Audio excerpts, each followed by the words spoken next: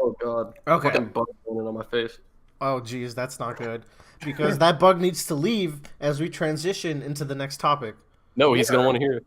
Okay, I'm sure he will. There's bugs involved in this game.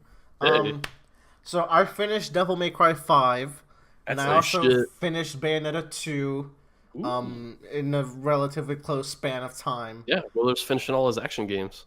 I've been on a big action game kick for months now, Ooh. ever since I was like, you know what, I'm going to play Devil May Cry 5. Let me get the collection and play 1 through 4, except 2, because you're not supposed to play 2, so I didn't. Yeah. Um, When did Why? Devil May Cry 5 come out? Devil How May recent Cry is that? 5 came out like the March 5th or 15th, something like that. Okay. It came 2018 out or 2019? this year. Wait. It came out Oh, after okay. after Kingdom Hearts 3. So, did we finally find out if the devil is going to cry or not? Now, we've known Devils May Cry since Devil May Cry 1, so you can Yes. stop with your shitty jokes. But Um, so we know it's possible, but it's encouraged even. okay. Wait. No, I'm still confused. Why did you skip two? 2 is shit, and it's Okay. so bad that there's like a little video on Devil May Cry 5 where it's like, this is the story of Devil May Cry so far. And it goes Jesus. into the anime and the manga, but when you get to Devil May Cry 2, it's like, and then Devil May Cry 2 happened. Devil May Cry 3, a prequel. Like, it just skips directly from 2 to 3. It is Jeez. literally one line spare for 2. I like that Um, these long-running franchises like Devil May Cry and Kingdom Hearts kind of have recaps included now. Yes, it is. Devil May Cry plot is actually people are pretty into it. Like it, there's a lot of good in there. Yeah, that's the thing is I'm excited to hear you talk about it because I actually know zero about Devil May Cry other than like what you've told me in video clips you've shown me. I feel like the reason why a lot of these games like Kingdom Hearts and Devil May Cry like go into these hibernation stages is because I think they were made in a time where people just assumed that people wouldn't have loyalty to like gaming brands. If that makes sense. possibly that actually 2 has a different director than 1, and 3 and 4 and 5 have another director. So Right. the guy in 2, like 2 has a really big development mess. So I think you might be onto something there. Yeah, because I feel like there are a ton of games like Kingdom Hearts is one for sure where like they made one and two and then they just started like making like smaller games and then three comes out and I think it's still the best selling game in the UK. But yeah, anyways, DMC 3. no. Kingdom Hearts 3. Okay, yes. I got confused. All right. So before I talk about 5, if this is going to be my one chance on this podcast to talk about this genre, we're gonna dial it all the way back. We're gonna talk about DMC 1, DMC Dude, 3, go back, 4, Bayonetta 1, 2, and then finally Devil May Cry 5. And I took notes to All right. ease through this. Doing it. So, a little background on the Devil May Cry franchise. Devil May Cry 1. So, also, I played all of these in 2019, basically. I've never played them before. Got the collection. Played all the main ones. I didn't play the reboot. I was going to, but now I feel like there's no real point because 5 is just too good. Spoiler alert. But okay. Devil May Cry 1 was going to be Resident Evil 4. Huh. It was developed by Capcom around that time. It was planned to be that game, and the direction that game was going, from what I understand, was too action focused. So they retrofitted that into the Devil May Cry franchise, It's too good. We have to make it its own franchise. and then then Resident Evil 4 came out, and it's considered by many to be the best game ever. So I'll get to playing that. All right. Especially after Resident Evil 2, which I will talk about next week, because holy shit, that is a good game. Okay. So Devil May Cry 1, I've talked to you guys a little bit about it. In general, so with a name like Devil May Cry, you think the franchise would be like pretty edgy and like serious, but it's very goofy. It has serious plots, but Dante, the main character, and the combat system just are so clown shoes, goofy bullshit. Like people describe Dante as woohoo pizza, yeah man. Like Yeah, it is like all over. It's all over the place, isn't it? yes, he is he if Dante can be described as like a surfer slash skater cool, where the whole point of making him was they wanted to make a character who is cool, but not because he smokes, drinks, swears, or like does all these things that were traditionally cool in the early 2000s. They wanted to make a guy who is cool because he's stylish and is having fun. God, what a wholesome boy. And that is Dante. He is the most wholesome boy, but Don't smoke, kids. don't smoke. Except in Devil May Cry 5, where there's a character that smokes and everyone else hates it. Like, and then actually in Devil May Cry 5, like there's a scene where she's smoking and she drives off, and then on the screen it says, "Please do not smoke," or like, Oh my god. there's like a PSA in the game. But anyways, I love it. so all these cool things I'm saying, they're not really present in Devil May Cry 1 because Dante is kind of very serious in this game. The side characters aren't that interesting. It's an okay game. It's really dated. But it was definitely good for its time. But you know me, You know me, dog. I am not a nostalgic, like, good for its time kind of person. It's like, They call him Willer the Nostalgia Critic. no, the nostalgia hater. Because it's like, yeah, it was good for its time, but does it hold up today? Is it better than any of the games that followed it? No, it's not combat-wise. But it's actually still pretty fun. I went through it and I still had fun. One thing that I really hated about this game was the level design. So I said it was a Resident Evil game, and it shows where you'll get like this weird sector or an artifact. You're in this island and in this big mansion in this game called Malay Island. Okay. And you'll get like these weird artifacts that you have to backtrack and put in doors to open more doors, and like there's weird platforming segments. It's fucking, I just want to fight shit, you know. And so the level design doesn't really help this game. Moving on to 3, as I said, we skipped 2. 3 is a great game. The combat is still interesting to this day. It introduces a style system for Dante that I'll get into later. It introduces a character called Virgil, which is Dante's brother, and his foil and his rival, and he's the antagonist of the game. And throughout the game, you're like, okay, we're building up to this fight between Dante and Virgil. Classic Capcom Red versus Blue, protagonist, antagonist, Mega Man, Proto Man, Ken, Ryu. You know how they do. You know how we do. Phoenix and Edgeworth, etc. And it's just it kept that annoying level design, but the actual layout of where you're in is more interesting. Where you're in this big tower it's a tower that's coming up from hell and it's going up into the sky, and it's supposed to merge the demon world and the human world, and it's all part of Virgil's crazy plot. And in the middle, there's some really good characters. This game's plot is actually, the more I think about it, the more I like it. It's got really strong themes about parenthood and maturing, and just great game. I can see why this is a lot of people's favorite. Yeah. Then came 4. So 4 introduces a character called Nero. He plays different from Dante. He's got a simpler moveset, but there's still a lot of depth in the moveset. I sent y'all like a little preface just explaining a little bit about the difference between the two. Yeah, we got like the we got the comprehensive description, and man, you know, not knowing anything about these games, reading that, I was like, holy shit, this is real. Yeah, there's a lot going on with that. So if Dante is like surfer, skater, goofy, cool, like kind of like a goofy uncle trying to, who's not very self-aware of how lame he is, but that just makes him cooler. Nero's more like a punk. He's like a punk cool.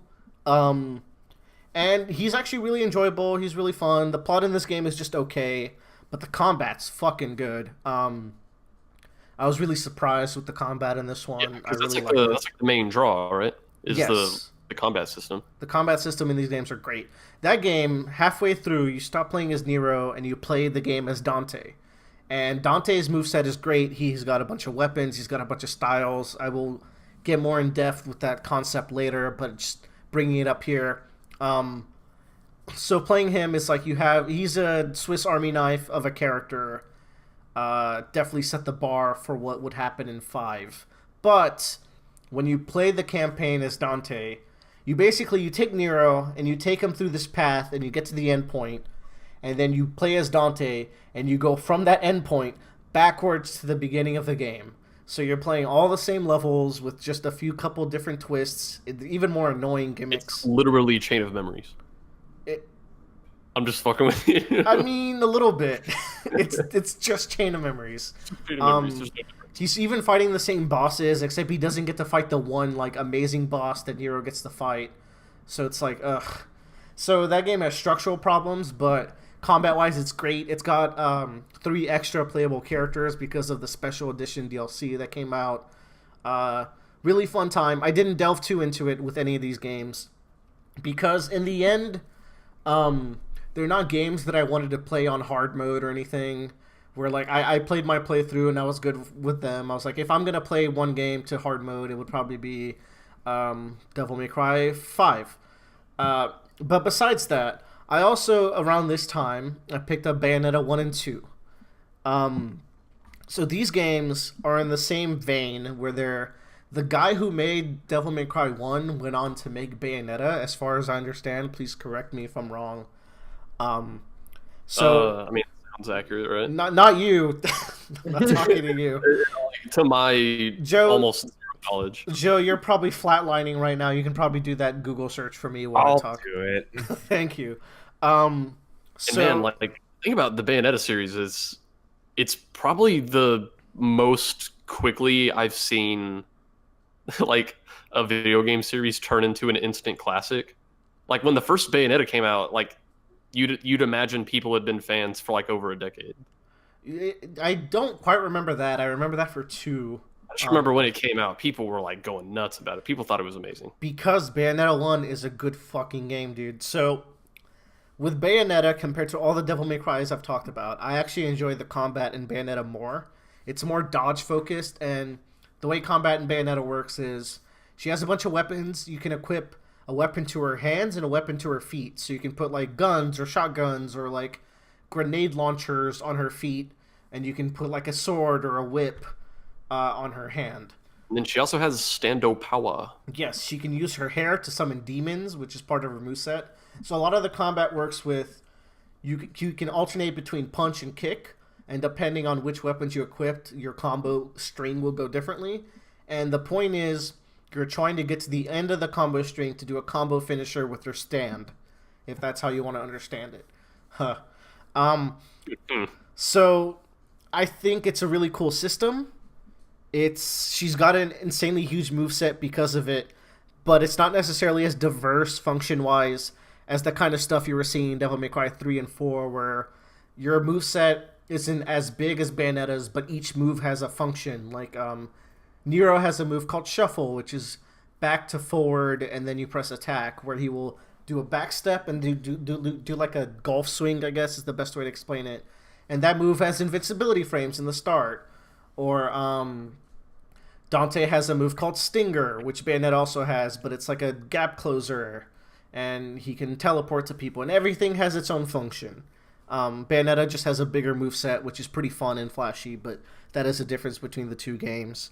Overall, I like Bayonetta more as a character, but I like the plot of Devil May Cry better.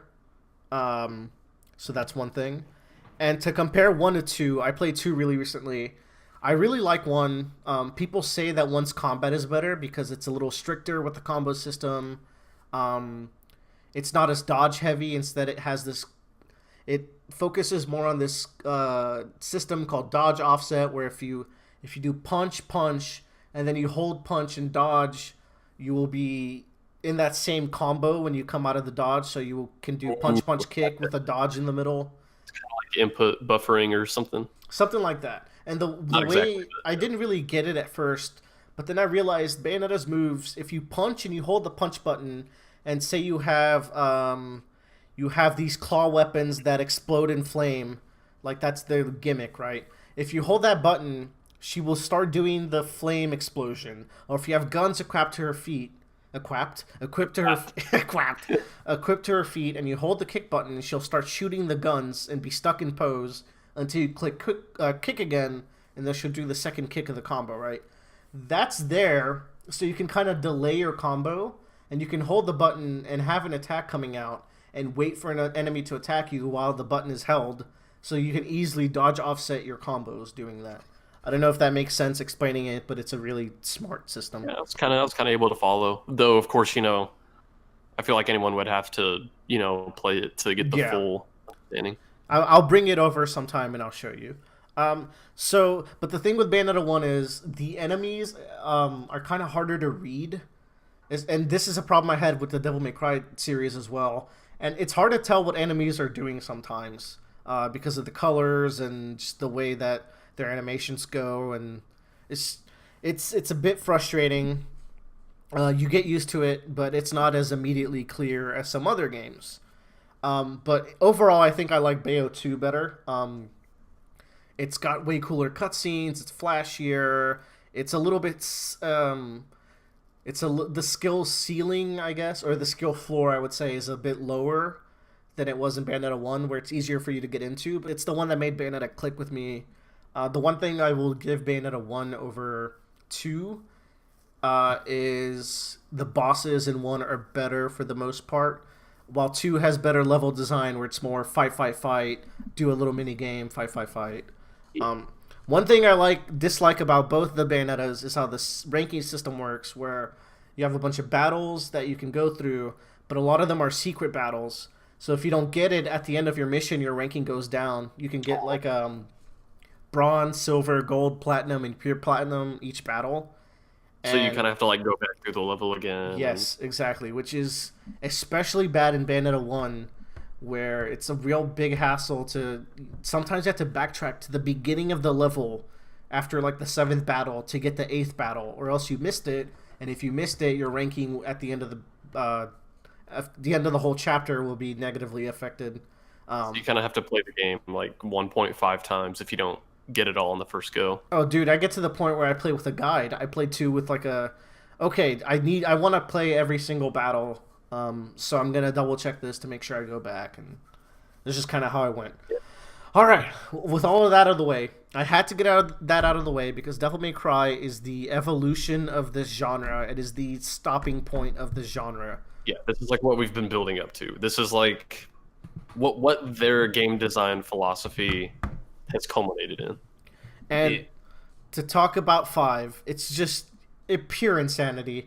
It looks so fucking good. It has 3 different playable characters, and they're all super unique from each other. So you got... I'll go over each one a little bit just quickly to get an idea of how they play differently. So Nero, like I said, he's got a simpler moveset. But what he does have is he has moves that can bring enemies closer to you. I'm going to get into some mechanic spoilers here also if you haven't played Devil May Cry 5. I can say it to these guys because they have no investment, even though I would like for them to play. If it's anyone else, they won't. They should probably tap out if they don't want certain spoilers. Tap out. I feel never mind. You can go ahead. No, Joe, please. I want to hear your beautiful voice. I feel like the Devil May Cry and Bayonetta series aren't the series that you really tie a strong story to.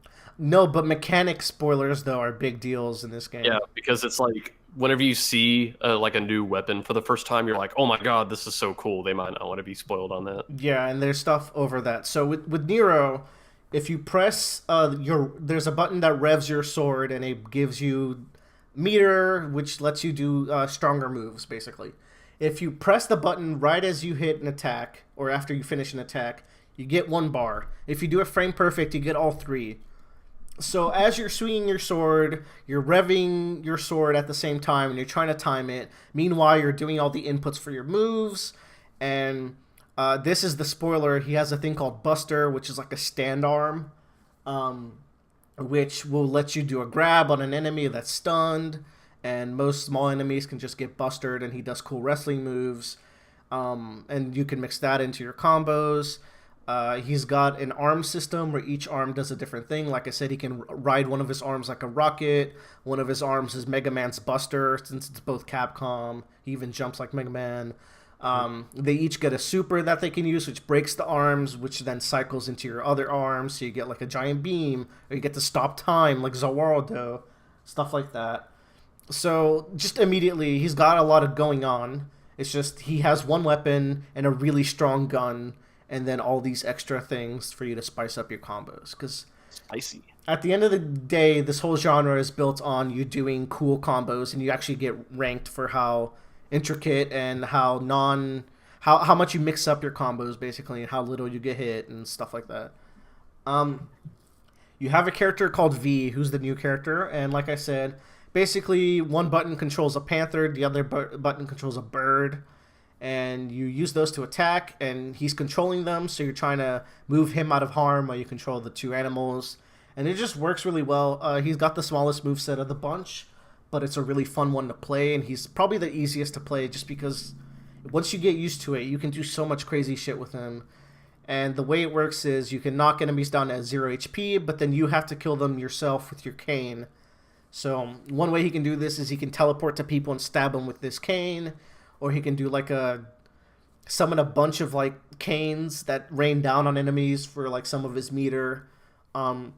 So he has a devil trigger, which is like once you have enough meter, you can activate this mode. Dante and spoiler Nero also have them. But for his is he summons like a giant golem that attacks by itself, or you can ride it to control it, but I don't like riding it because it just moves so damn slow. And while that's happening, that golem is creating hell, which lets you do some of Nero's or some of V's other things, such as you can read a book. And reading a book, he reads out poetry from William Blake, I believe. Holy crap. And so his whole theme, if Dante is woohoo pizza man and Nero is punk boy, he's emo goth boy reading poetry. But everyone loves him because he's just such a good character, and he's so corny that it just works. And he's reading poetry, and it's building your meter back up, or you can taunt with him, and he has the best taunts where he will just conduct an orchestra or play a violin with his cane, and it actually changes the music to classical music. An interesting thing with him is that he moves real slow. So to dodge, he uses either his panther or his bird. He grabs onto the bird, or he rides the panther like a surf wave because it moves like a shadow. So because of that, if you're dodging, you're taking your animal out of the battle, so they're not attacking anymore. So if you want to get a good mix between dodging and attacking, you have to be really conscious of that. And that's V. And then you got Dante. So Dante, like I said, he has the biggest, most complex moveset of any character in any game. In anything. It's crazy. I was thinking, like, you sent us like this paragraph listing out all of his different like weapons and attacks and stuff he can do. And when I got to the end, I was like, wait, that's one character? Right, and I didn't even get to all of his shit. So he's got 4 styles, 4 weapons, and 4 guns. With the styles, he's had them since Devil May Cry 3. In 4, he can switch them freely, and now he can even switch them like mid-combo without a problem. Trickster gives him like a dash that's fully invincible, gives him an air dash, and most importantly, it gives him a teleport.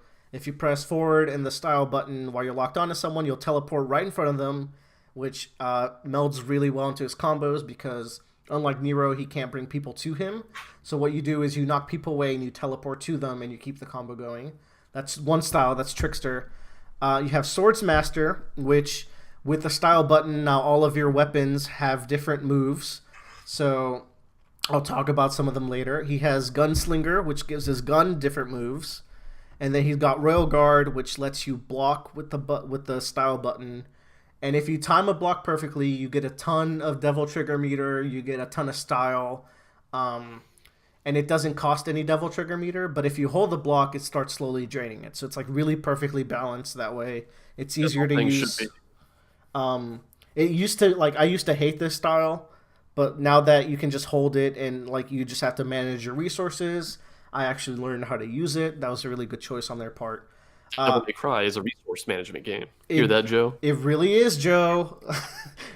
Especially when I talk about his Devil Trigger. But okay, with weapons, he's got his sword. He's actually got 3 different swords in this game.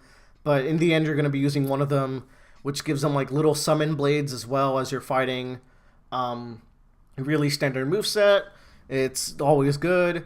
Then you get the weird shit. So you got fists and kick combo called Balrog, which if you switch it into it's 2 weapons in one. If you switch it into fist mode and you land 10 hits, it heats up and your moves start doing more damage. It punches really fast. You can hold triangle and he starts bobbing and weaving, which if you dodge moves while you're doing the bob and weave, because you can go side to side, the game slows down and you feel like a cool boxer. It's maximum style. And like this is another thing when I was reading the stuff you sent me, where I was like, even like the base amount of weapons, I'm like, this is already like, holy shit, there's this many weapons.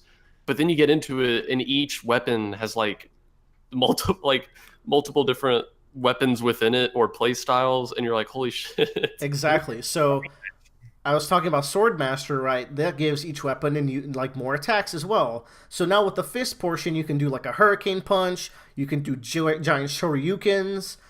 With the kick form, you can do like capoeira moves, and you can heat it up by holding triangle, and he does like a quick little dance, and you're doing strong kicks with that while you're doing quick blows with the punches, and you get like a little flash kick like Guile does with the Swordmaster, stuff like that. Next up, you unlock motorcycle nunchucks, I think is the best way to say it. He gets 2 motorcycle wheels for each hand, and as you're swinging them, if you don't press the button and you let the wheel spin on the enemy, you get extra damage. So you're supposed to time your combo to where you're letting the wheel spin. They're really slow, but they're really strong. You get armor while you're doing it. In Swordmaster, though, you combine both of the wheels and you just make it into a motorcycle, and you're just fighting with a goddamn motorcycle, and you're swinging it around, and you're doing the same mechanic where you let the wheel spin on your enemy, etc., etc. You're doing wheelies that launch enemies into air combos. It's really fun. And that's like, as cool as that is, that's probably my least favorite weapon, and it's still like the coolest shit. And then you get my baby, called King Cerberus, which is a 3 triple nunchuck that is ice formed. Hold on, you gotta say that sentence again. 3 triple nunchuck that's ice formed. Like you get just like hearing those words together in that order. How could you not be like, I gotta see this? It's to be fair, I lied. It is 1 nunchuck that is, God, it is a set of nunchucks that have 3 little chucks. You know, whatever. I know. It's a big nunchuck. It has ice element. You can make crystals. You can make like a little snowstorm. That's all with the triangle button. If you hold that button, you can change it into an electric 3-section staff that lets you shoot like sparks, and it lets you extend it a big distance in like a thrust. And then in Swordmaster, your style button becomes a flaming pole. So this is 3 weapons in one now, where you have cool pull moves where you get to like pole vault at the enemy and you get to swing at them. And if you hold that button, you also get electric moves with that button as well. So you just, there's just so much. And those are his weapons. Then for guns, he has pistols, and each pistol, it's called Ebony and Ivory, and Ivory shoots fast while Ebony shoots slow but staggers enemies. And Gunslinger, you can shoot him in the air and do like jumps and shit. He gets a shotgun that lets you do what's called Gun Stinger, which is he dashes forward and then he blasts you with the gun up close. That's how you get distance in Gunslinger mode. It lets you do like rolls and shoot and shit. It lets you flip around your shotgun like a nunchuck and then just shoot all around you. It just looks really cool. You get not 1 but 2 fucking rocket launchers, which just shoot rockets. They shoot a bunch of them, and if you hold them, they shoot a laser. And in Gunslinger mode, they shoot like a giant laser that you get to control by combining both of the rocket launchers on top of each other. It's ridiculous. Yeah, it's crazy because like you look at the aesthetic of the game and you get this like kind of like really intense, maybe serious vibe, but the actual like stuff you're doing and just the concept of some of these weapons is so just like ridiculous. It's hilarious. That should really give you the tone where it's like, oh, it's in a serious setting kind of, but like they just look at this goofy shit. And then your final weapon, your final gun is a hat. And you put this hat on, and in the game you have a currency called red orbs. Okay. And this is your currency for the game. You have to spend it to get new skills and to buy items and stuff. Now, your hat gets a scarf that's as long proportionally to how many red orbs you have. And what you do with this hat is you get to, when you have it, if you press the gun button, you shoot out all your orbs. And the longer you hold it, the more orbs you lose, but the more damage you do. You can throw your hat like Cappy, and you put the hat on a person, and it can be put on any enemy, including the most serious of bosses.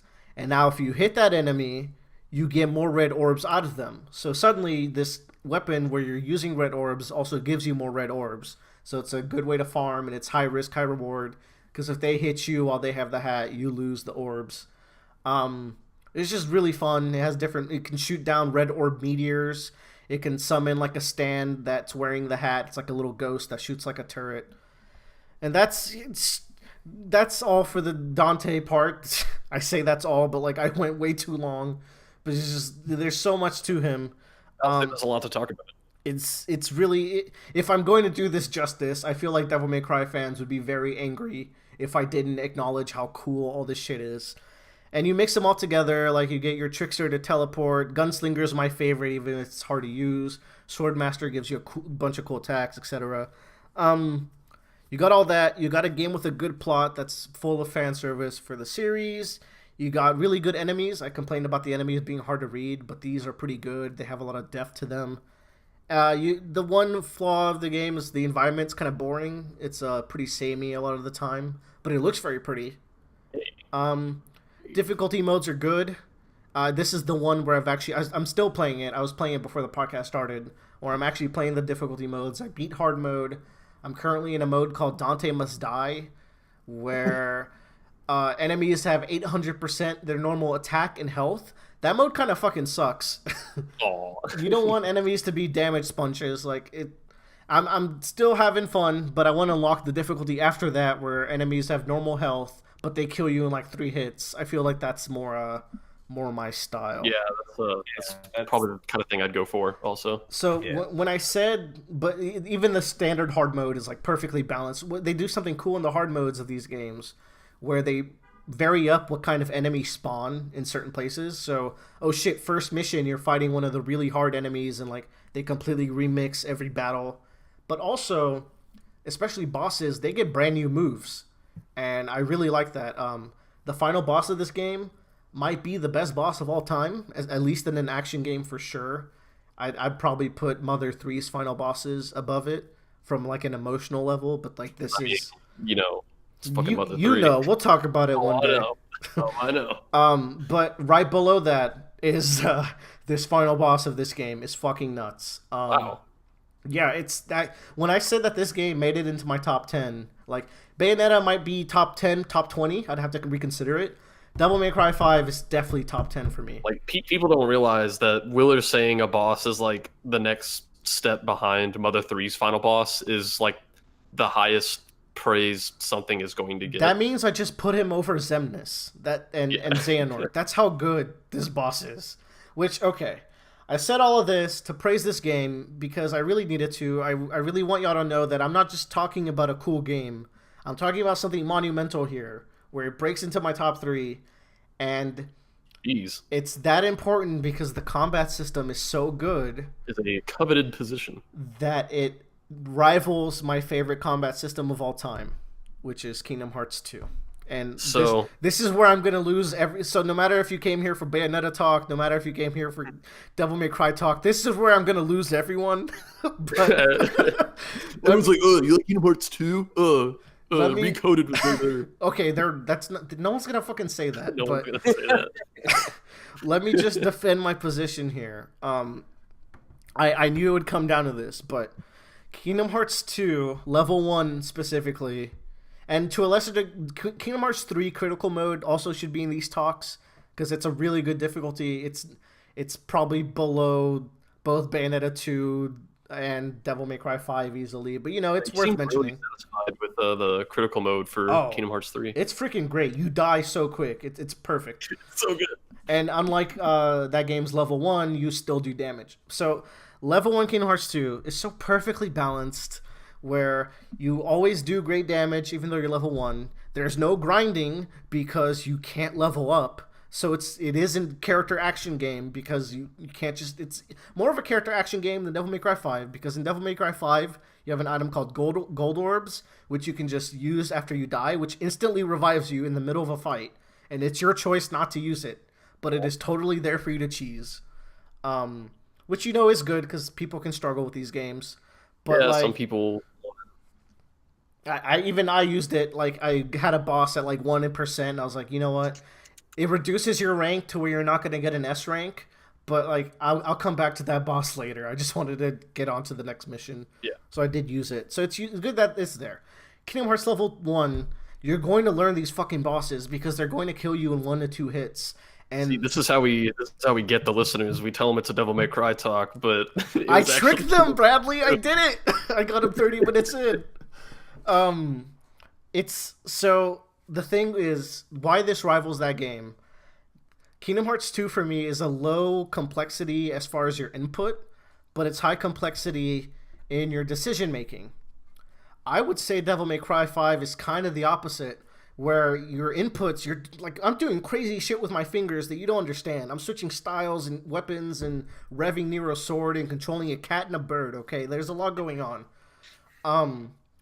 But a lot of the times, your dodge options in Devil May Cry is you roll or you jump, because jump has iframes. So because of that, a lot of the time my decision making is read an enemy attack, get my hits in, jump away, shoot my gun, because I'm always charging my gun, and then I can kind of try to come in at a different angle and try to get some cool combos in there. So there's still decisions to be made, but the decisions I have to make when I play Kingdom Hearts 2 level 1 are just crazy. Like, the way that game works is I have to manage my MP, I have to manage my combo because the revenge value system is so perfect.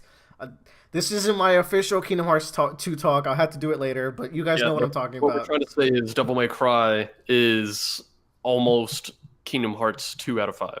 Yes, it might be better. It might be the thing Kingdom Hearts 2 has over it is definitely the enemies. Like they might not look cool to a lot of people, but I think they're really well designed enemies. The way you stagger enemies in Kingdom Hearts 2 is like you're attacking them, they're getting staggered. They're not going to teleport mid combo out of it unless you push your combo too far. Which some enemies in Devil May Cry, they will teleport out of your combo so fast that you have to know exactly how to get them in the combo. It's a little bit frustrating, and there are ways around it, but like it's just a lot more flexible in 2. And because you can't dodge out of your combos like you can say in Kingdom Hearts 3, you have to know that you're doing your combo at the right time, that you're not pushing it too far. And as a result, bosses in those games are just universally, and there's not a single bad boss in Devil May Cry 5, which is a miracle, because in other Devil May Cry games it was like there's 2 good bosses in the whole game. Well, in this one there's no bad bosses, they're all great, but they don't quite match up to Kingdom Hearts 2 bosses for me. So, final verdict. This is a 5 out of 5 game. It's in my top 10 games. So is Kingdom Hearts 2. Bayonetta 2, very good as well. Devil May Cry 5 featuring Dante from the Devil May Cry series. Thank you all for putting up with my grossly overtimed, almost double. Actually, double the allotted time, but I had to do it. Otherwise, You know, it wouldn't I be had to worth do it. it.